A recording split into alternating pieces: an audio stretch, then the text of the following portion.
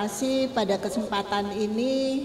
Baru kali ini memang berbicara di depan para santri dan santriwati semua. Sungguh senang, amat senang sekali bisa membagikan pengalaman saya sebagai putri dari Al-Maghfurullah. Yang paling saya ingat adalah Al-Maghfurullah itu orang yang amat sangat disiplin dan semuanya sudah terinci dalam catatan beliau. Salah satunya yang rutin dilakukan setiap hari itu adalah saya nggak akan lupa itu, Al-Maghfurullah itu selalu tadarus mengaji di kursi yang sama di depan kolam ikan setelah sholat subuh, tidak akan berhenti sampai menunggu waktu duha. Itu dilakukan, yang saya ingat itu setelah beliau sudah pensiun dari pemerintahan. Dan itu membaca dengan Al-Quran yang kecil selalu dilakukan. Suatu saat saya tanya sama beliau, Pak, Bapak nggak capek baca? Karena mungkin saat itu saya masih SMP atau SMA.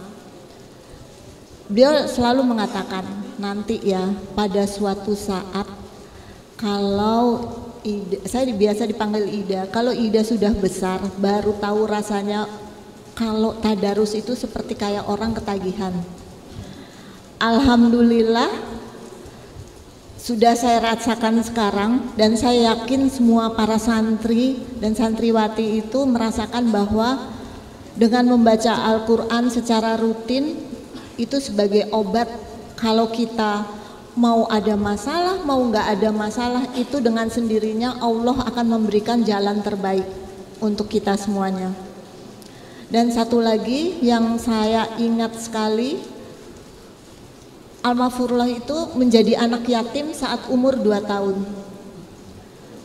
Tapi semangat untuk menjadi orang sukses itu tidak padam.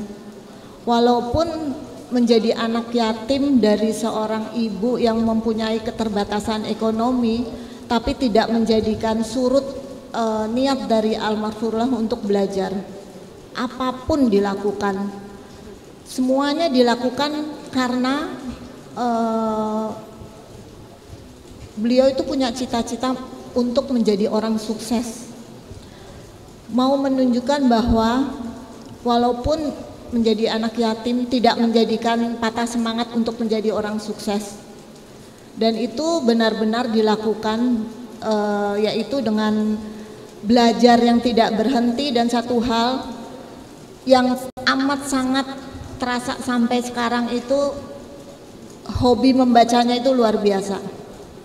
Semuanya dibaca, bukan cuma sekedar agama, tapi umum, semuanya dibaca. Dan itu diterapkan dalam kehidupan sehari-hari Al-Maghfurullah. Dan itu terbukti, dan Al-Maghfurullah itu selalu bilang, ingat ya, ke saya terutama ya, ingat ya, anak yatim itu punya kedudukan yang tinggi dibandingkan anak-anak lain. Jadi gunakan kesempatan, Bapak menggunakan kesempatan ini untuk meraih ridho Allah, untuk meraih apa yang menjadi cita-cita Al-Maghfurullah.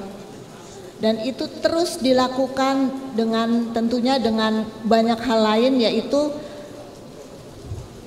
saya nggak tahu gimana ya, Al-Maghfurullah itu nggak pernah takut kalau dibohongin atau di apapun yang dinegatifin sama orang, karena semuanya itu selalu diserahkan sama Allah.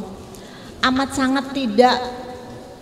sangat tidak berhitung soal duniawi, karena bagi Al-Maghfurullah duniawi itu udah, kita semuanya rezeki itu udah ditakar sama Allah. Mau seperti apa, ini dalam arti rezeki materi ya, nggak akan lari kemana-mana. Rezeki itu bukan cuma sekedar materi, banyak rezeki kesempatan, pengetahuan, dan hal-hal lain. Dan itu yang mungkin kalau untuk orang lain, tadi seperti Pak Cahyo katakan, punya usaha beberapa usaha seperti mebel dan sebagainya, tidak akan sedih sedikit pun kalau itu tertipu. Sudah banyak banget materi yang ditipu dengan orang lain, nggak pernah terfikir wah gitu loh, nggak pernah sama sekali. Itu yang saya salut. Sampai detik-detik terakhir ada satu hal lagi yang saya terheran-heran, tapi itulah kenyataan. Almarfurullah itu menyimpan uangnya di bank, tidak sepeser pun diambil bunganya, tidak sepeser pun, sampai dari awal sampai terakhir hidupnya. Dan situ dari awal dia sudah memasrahkan semua bunga, semua keuntungan apapun namanya untuk diberikan kepada dana sosial khususnya untuk muslim. Saya tanya lagi, Pak, kalau itu nggak disampaikan ke muslim itu bukan dosa, itu bukan saya lagi, itu udah urusan itu. Jadi anak-anak semuanya mungkin banyak yang bisa diambil suri teladan dari Almarfurullah, ya itu adalah kedisiplinan waktu, selalu berbagi dengan orang lain, dan tidak punya buruk sangka dengan orang lain. Dari saya sekian aja, mudah-mudahan bermanfaat untuk semua. Amin. Wassalamualaikum warahmatullahi wabarakatuh.